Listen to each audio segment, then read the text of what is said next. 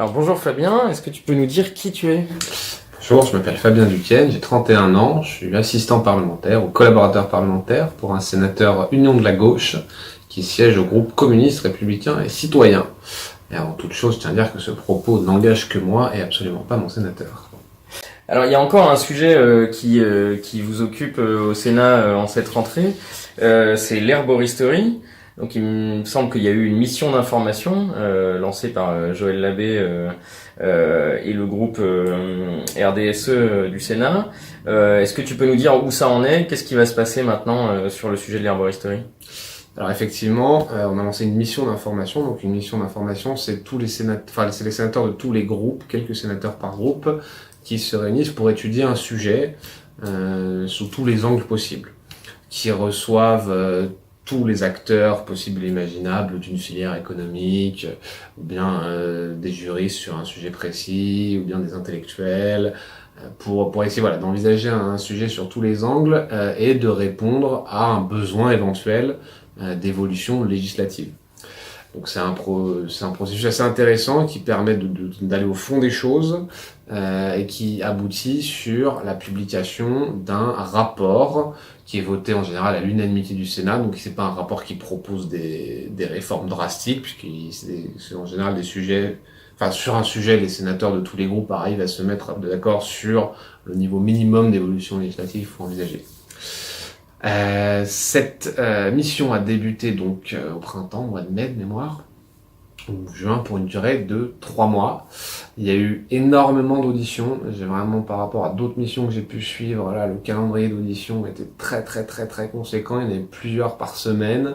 Ils ont reçu donc des herboristes, ils ont reçu des paysans herboristes, ils ont reçu des paysans qui fournissaient des herboristes, ils ont reçu des chercheurs, des économistes, des spécialistes du droit européen, parce que la chose est plutôt encadrée par le droit européen. Ils ont reçu l'industrie pharmaceutique, qui est plutôt contre le développement de l'herboristerie pour éviter une concurrence qu'elle jugerait malvenue. Ils ont reçu des médecins, ils ont reçu des utilisateurs, des associations de consommateurs. Enfin, vraiment, c'est un panel très large. Il y a plusieurs déplacements qui ont été organisés, notamment dans la Drôme, pour aller à la rencontre des acteurs au plus près du terrain, sans avoir besoin de les faire venir au Sénat, pour aller voir les officines, pour aller voir les plantations. Donc vraiment un gros travail, et travail qui touche à sa fin. Là, à l'heure où je vous parle, je suis en train de mon sénateur était membre de cette mission, donc je suis en train de finir ses propositions en l'occurrence sur la filière chanvre, pour la rédaction du rapport qui va débuter à partir de la semaine prochaine. Et le rapport, dans sa version à peu près finale, sera soumis aux membres de la mission le 25 septembre, donc dans 15 jours après. Il y aura 15 jours de rédaction du rapport.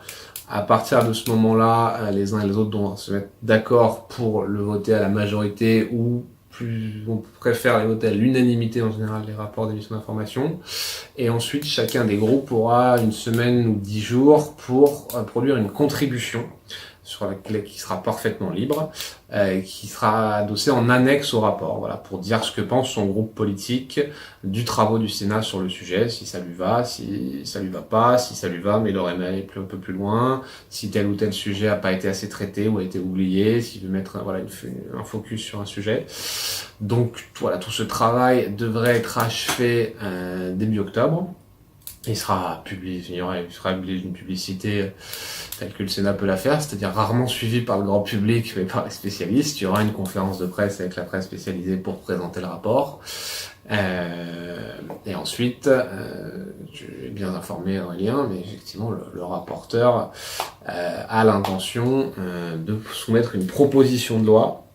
Alors, le rapporteur est plutôt dans une logique d'avoir une proposition de loi qui aille à son terme, qui puisse être votée par le Sénat, éventuellement par l'Assemblée nationale. Donc, une proposition de loi qui soit le plus consensuel possible, que ce soit pas forcément un affichage de souhait d'un monde idéal pour l'herboristerie, qui soit plutôt plus mesuré, plus modeste, mais qui puisse faire avancer la législation pour améliorer la reconnaissance du métier d'herboriste.